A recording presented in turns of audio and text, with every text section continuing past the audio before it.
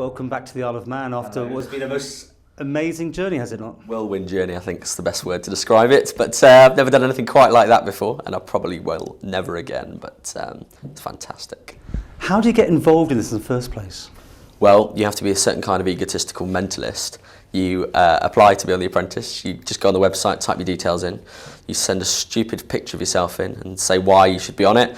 And then 6 months later, you get an invite to be on the show. So it's really that simple. Obviously, you were the main talking point, not just here on the Isle of Man, but everywhere.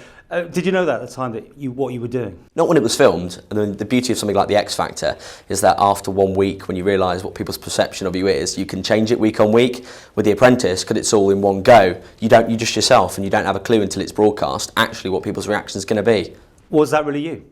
The me you saw on The Apprentice was 100% me. I'm not going to sit here and say I was edited badly, because I wasn't. I was edited to show exactly how I was. I was out there, is probably a good word to say, on week one trying to sell sausages. But there is nothing to dispute. And people often say, I look bad on The Apprentice. Well, if you look bad, it's because you are bad.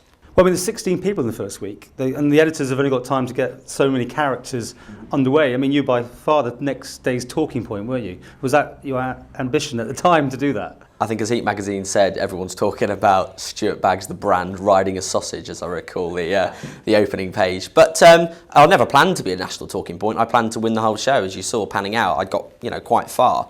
But you've got to stand out, and why be a shrinking violet at the end of the day? If you think something, say it. There's no point in doing what some of the other candidates may have done in the past and just sit there being quiet, because you'll get fired. You've got to be loud. You've got to be proud.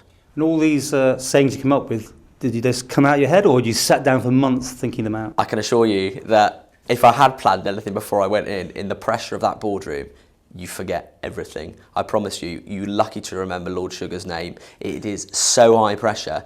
It's unreal. It's like nothing you've ever felt before. Even though it's just words, you're fired, it means to you your life at that point. You're fighting for your life in the boardroom, and I should know. I've been in there in the final three times, and 4 of you count the time I got fired. And is what you see on TV is what really happens, or is I it am really heavily edited, or what?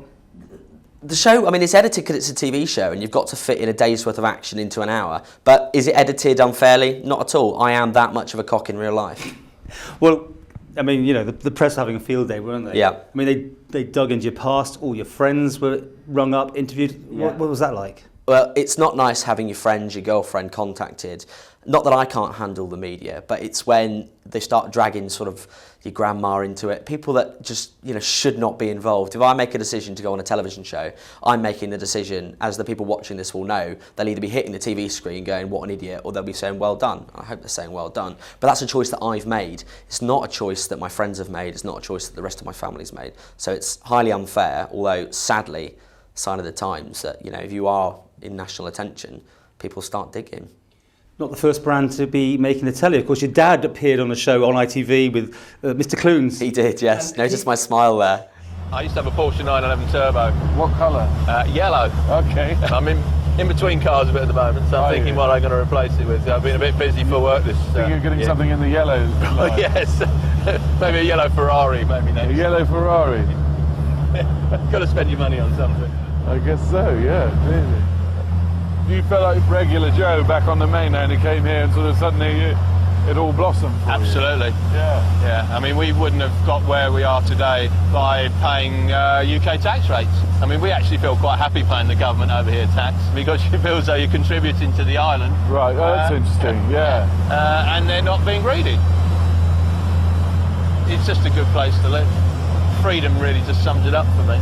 Kind of got a few heckles up, didn't he, with his statements? Do you think that was, again, the way the media...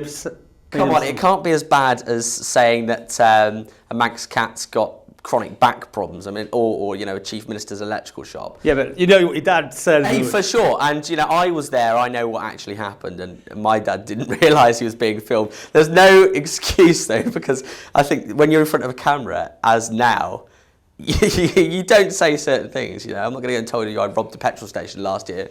I didn't, by the way. But you don't say that kind of thing. No. So you live and learn, and I think he certainly his days on television are numbered. But I suspect mine are maybe changing. Well, I mean, I don't know what you've got yet planned, because obviously things are very fluid. Your phone's probably been red hot. Yep. What are you going to do? What can you tell us you're going to do? Well, I've still got my communications company, Blue Wave Communications, on the Isle of Man, and Now, is that a... oh, you don't.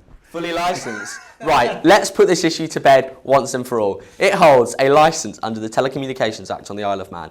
I and my company are fully licensed to do everything that we do, including wireless internet, including voice over IP telephone calls, fixed IP links, leased lines, etc. Everything that we do, fully licensed. Do we hold a full licence? Well, not if you take that to mean like Manx Telecom, doing mobiles, doing fixed line voice. Absolutely not. But that I've never claimed to. And I don't think, actually, what is a minor technicality was, why I should have been fired. It was literally like stacking a ton of bricks on a pinhead, trying to split something apart. But, it saw the back of me.